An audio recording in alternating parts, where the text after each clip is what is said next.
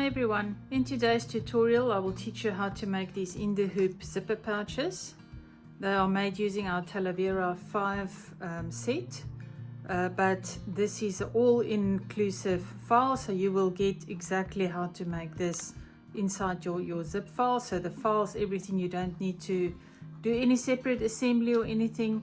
The designs is already there for you to make the various purses.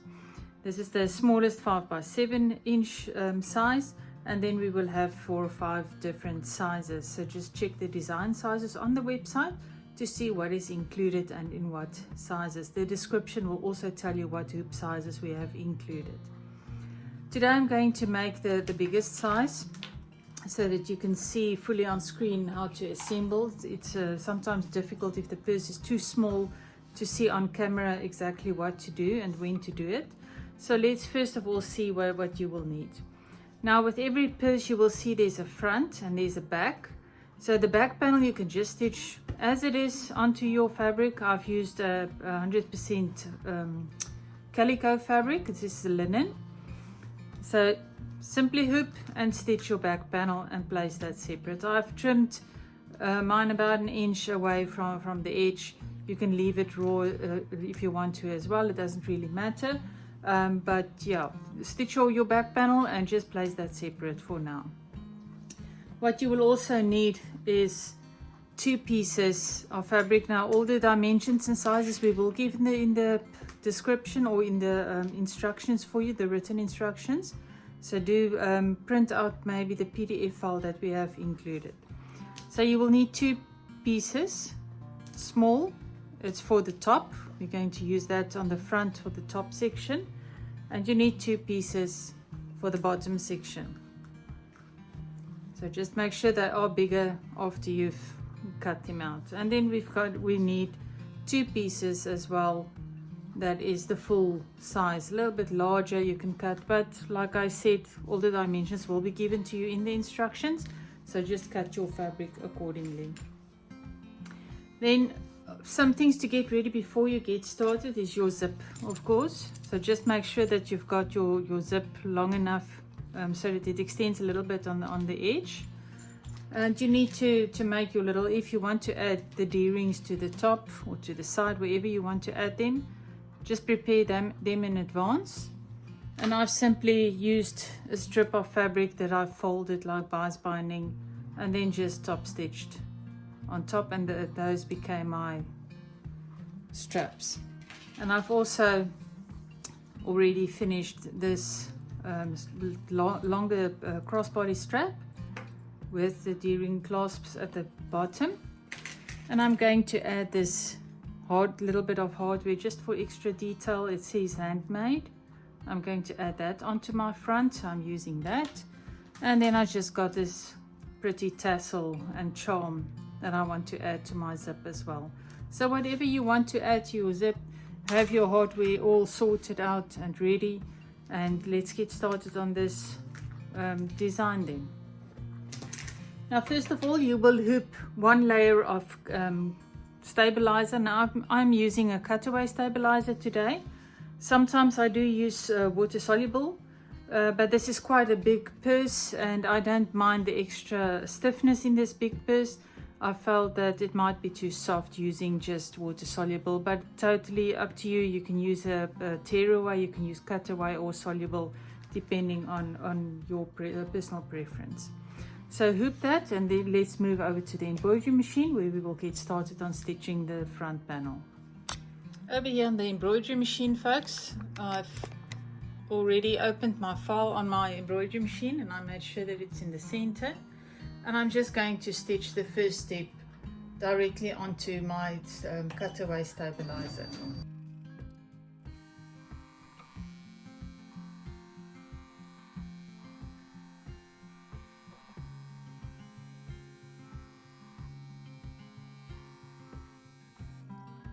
After this step, which is your placement, it will show you where everything goes. And we're first going to add our zipper in place. I'm going to use some 505 spray. Just spray in the middle where the zip's supposed to go. And I will place my zip in the center of those 2 lines, making sure that I have a little bit overlapping that side and a little bit overlapping this side. And then of course making sure that the center of my zip, the tooth area, is nice and straight. You can use sticky tape to keep it in place if you wish. The 505 spray for me is sufficient, so I'm just using that. After you've placed your zip, you can stitch the next step, which will then tack down your zip in place. You can just move over the screen a little bit. There you go. And we'll now tack down the zip.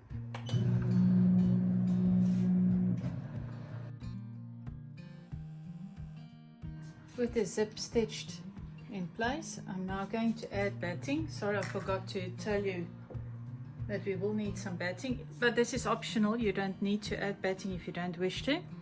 I'm adding batting for a little bit of more loft, and because this is like a quilting design, so we're first going to add some batting to the top here, and I'm going to overlay it on my top section. And I'm going to stitch the next step that will tack down my batting in place.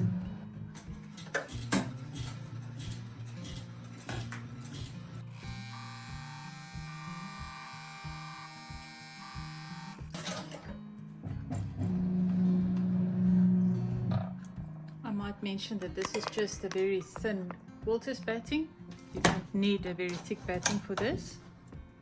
And I'm now going to trim the extra batting around the shape. And this is to avoid having any bulk in our seams.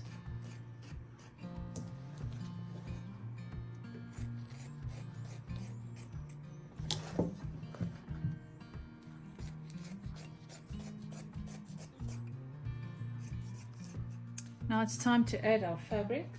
Now we're going to use our short pieces that we've cut. And I'm first going to turn my hoop wrong way facing me. So this is the wrong way of your hoop. And I'm going to spray 505 spray around the zip area. And this is going to look a little bit weird, but remember we will fold the fabric upwards. So I'm first going to lay my back fabric over the zip, but towards the bigger area of the design. Although we're going to stitch there, this will be our lining for that area, so we need this at a later stage, but I need it to be tacked down at this stage. So you just add that to your back, and then I'm going to do the same on the front.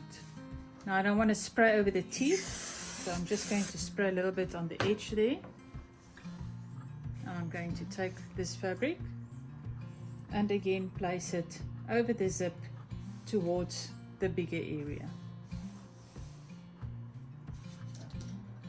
And I'm going to place my hoop back in the machine and stitch the next step to tack down that fabric in place.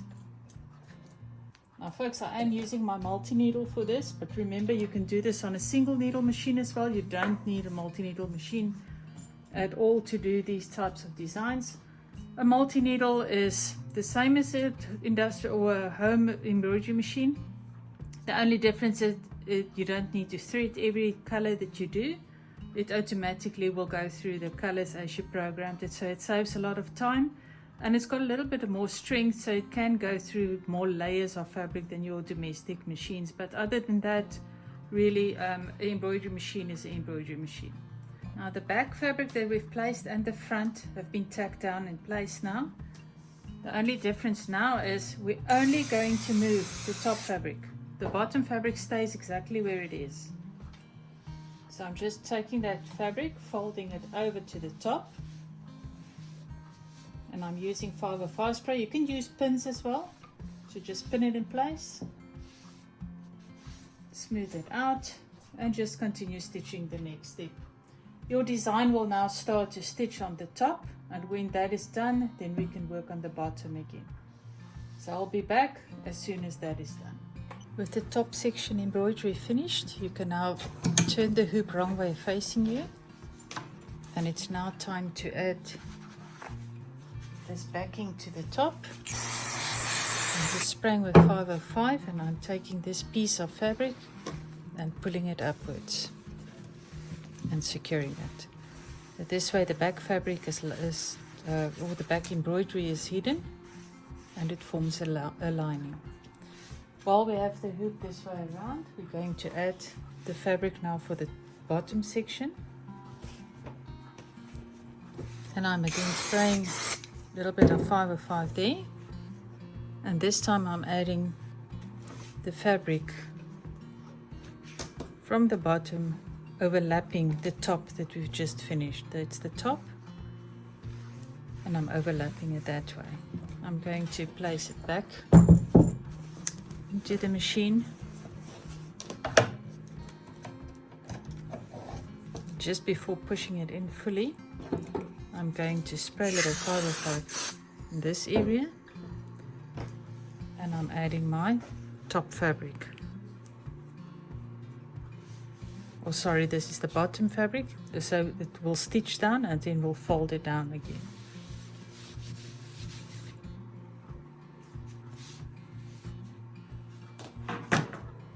I'm also going to add my batting for the bottom.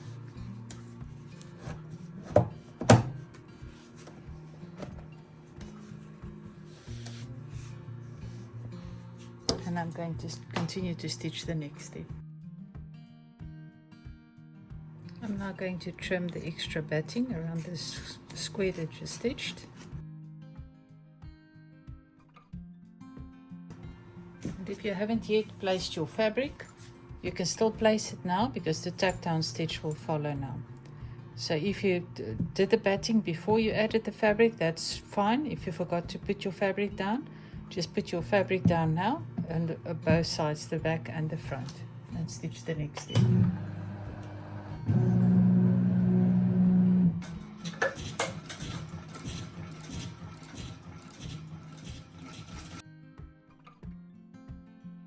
After this step, I'm going to spray some 505 spray again, and I'm only on the front, not the back, guys.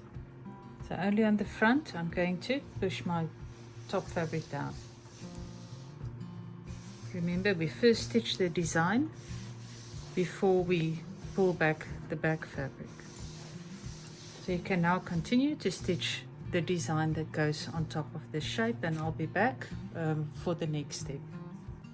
Now I'm just using some sticky tape just to tape them in place, and I'm going to add my little tabs at the top, and the D-ring is going to be towards the bottom. So place it wherever you feel it needs to be. Remember that the stitching will stitch to about that area, about 1/4 of an inch from your embroidery, so that you don't place it too high up, but also not too low that it's too long. So just take that into consideration. And I'm going to add the other one on the other side, more or less the same distance. Tape that down. And you can, if you are worried that this will lift up during stitching, just tape down your D-ring so that it doesn't catch under the needle. Now for this little handmade tag, it's one of those push through ones. Decide where you want to add your little tag, and we will need to make some slots for it wherever you want it. I think I'm going to place mine in that open area. I'm just placing my small cutting board underneath.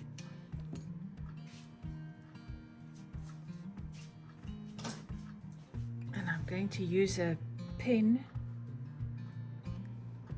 just to make some marks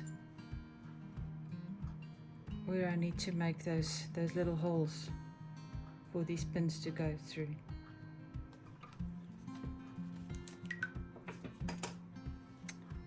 You know what, I actually decided I'm not going to do it on that side, or I'll just pull this one back so that I don't see it underneath there.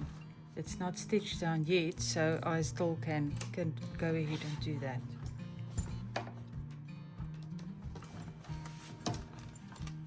If it was already stitched down, then you might consider adding it in another section. So I'm just taking this little knife and I'm just making small holes, incisions, for these pins to push through.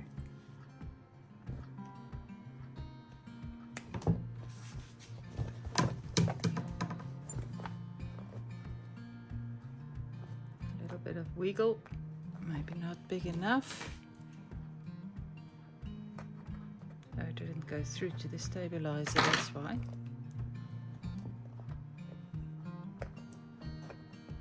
Push it through all the way, make sure it's straight.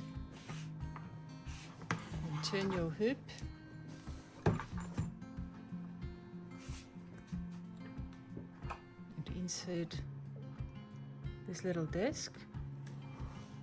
And then you can either use your fingers or your some pliers. I'm just going to place to make up this space, add something underneath. I've got this little piece of granite block.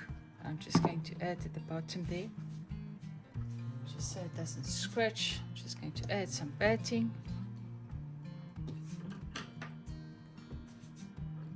And then I'm going to push these inward. They're quite easy to bend. And there it's installed. Very easy to add that little extra to your cover. Now if there was any other hardware or any tags or anything you wanted to add, you do that at this stage. Let's just put the frame back in the machine. Now this is the back that we've stitched, and we want to add that on top. First we need to move our zipper to the center.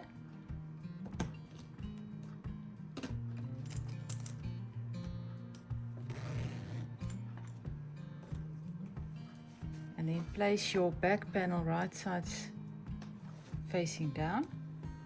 And I'm just going to match up my corners using a pin. Match up that corner.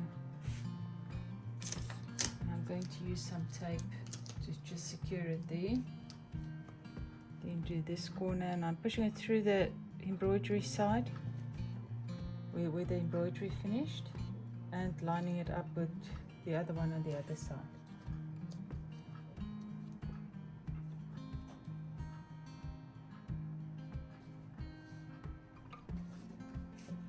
And you can, if you want to be a little bit more secure, for more security, just add a pin through both layers if you feel it tends to move.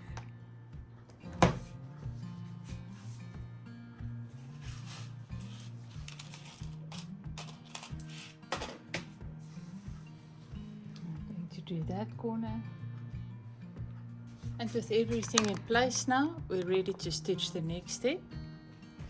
It will tack down the back panel in place, and after that we can then add our lining side.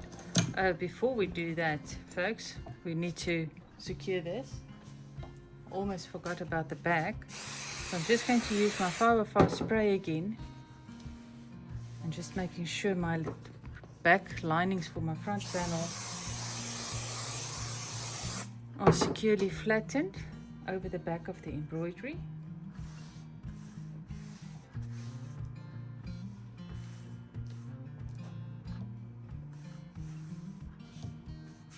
And I'm now going to stitch, so this is the back, that is the front, with your back panel securely on top, right sides facing each other. Let's put this back in the machine. We have 2 more steps to do.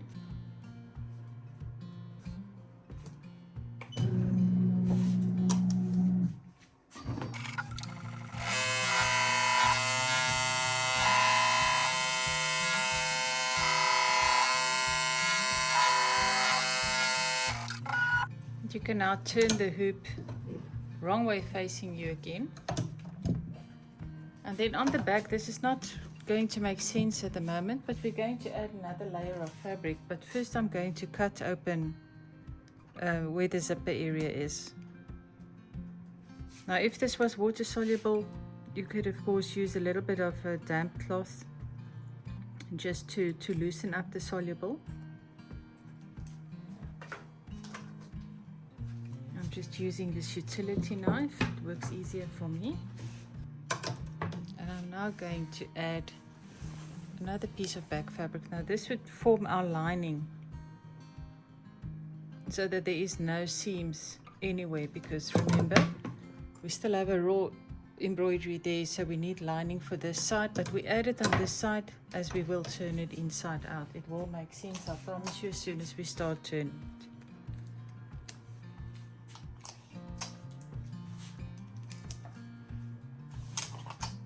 So I'm just taping this down for now, making sure nothing will lift as we stitch. And it's going back into the embroidery machine for the final step. Final step is complete. We can now remove it from the hoop. And I'm going to move over to the cutting table to show you how to trim and turn this inside out. Here we go, and it's neatly finished. You can see this is the back. I'll move this again. Okay, so be careful folks that your corners are taped down. This does happen, I'm sorry about this. I'm just going to go to my sewing machine and I'm just going to quickly stitch that corner, that circle that didn't finish now. And I'm going to cut close about 1/8 of an inch from my stitch line.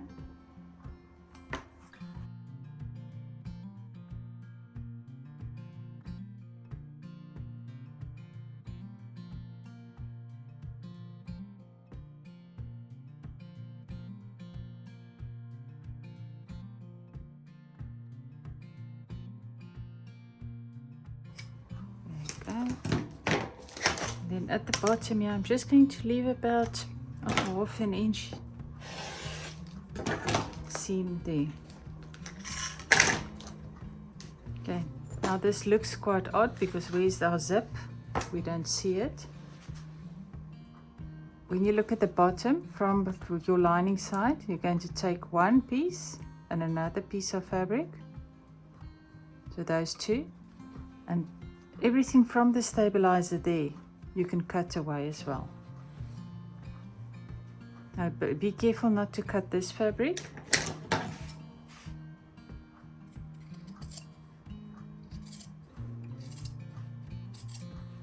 This is just so we have less bulk to deal with when we close that opening later on.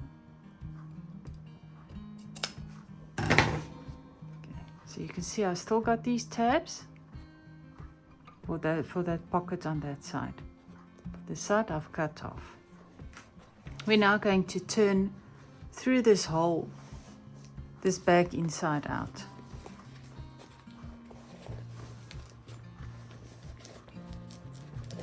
First turning the corners.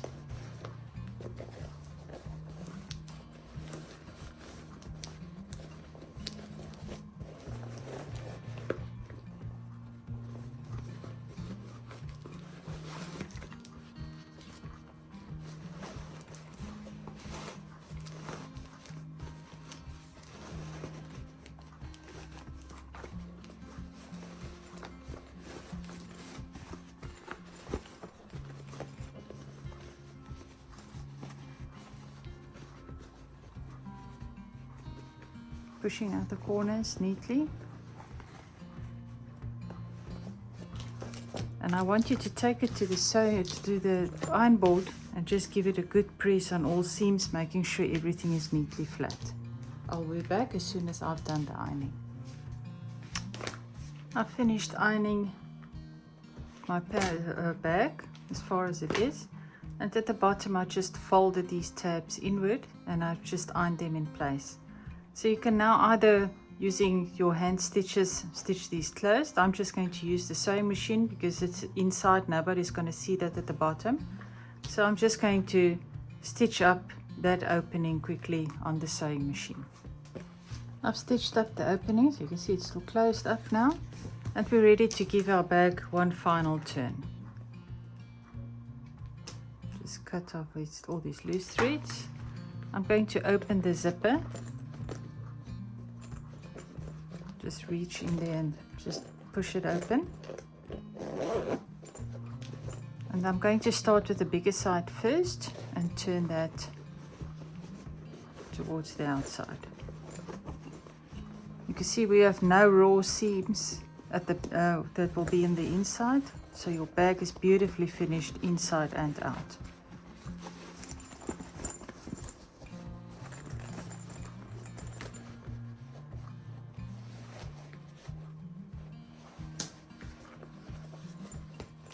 I'm going to turn the top.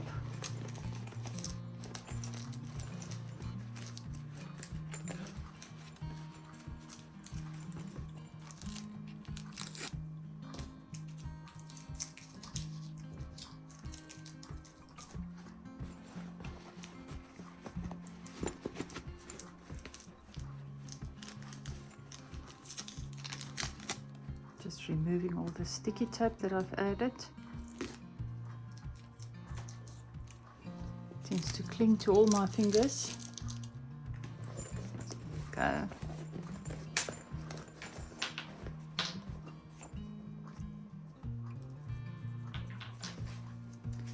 You can now use any tool just to push the corners out if you need to. I'm just using the back of my tweezers.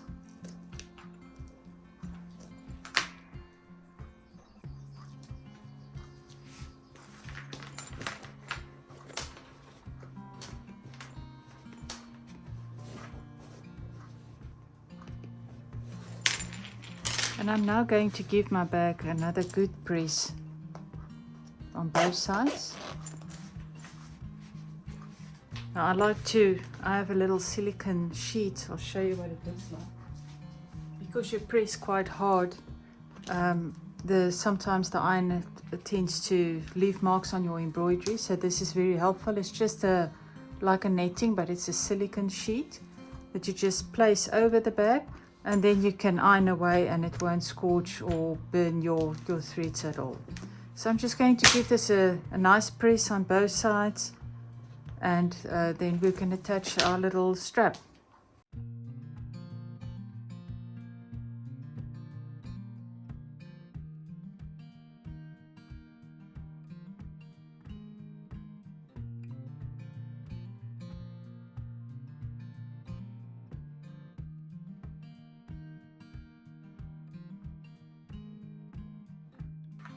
And I've got this cute little tassel that I'm going to add to my zip. And there you go. All done. Very neat inside and out. There's absolutely no raw seams anywhere. Everything is hidden between the layers. So this really gives a professional finish. Folks, I hope you've enjoyed this tutorial and making these bags with me. They are really easy to make. And they make great gifts, or if you want to sell them on markets as such, they can give you a bit of extra income as well. Thank you so much for watching, and we hope to see you soon in the next tutorial. Remember to subscribe to our channel and click on the little bell to be notified whenever we add new designs to our channel. Feel free also to join our Facebook page or our group, where we have a monthly font that you can collect for just $2. There's heaps of other information that we give out, and it's really just a fun place to share ideas and get inspired. So I hope to see you all there. Thank you so much for watching. Till next time.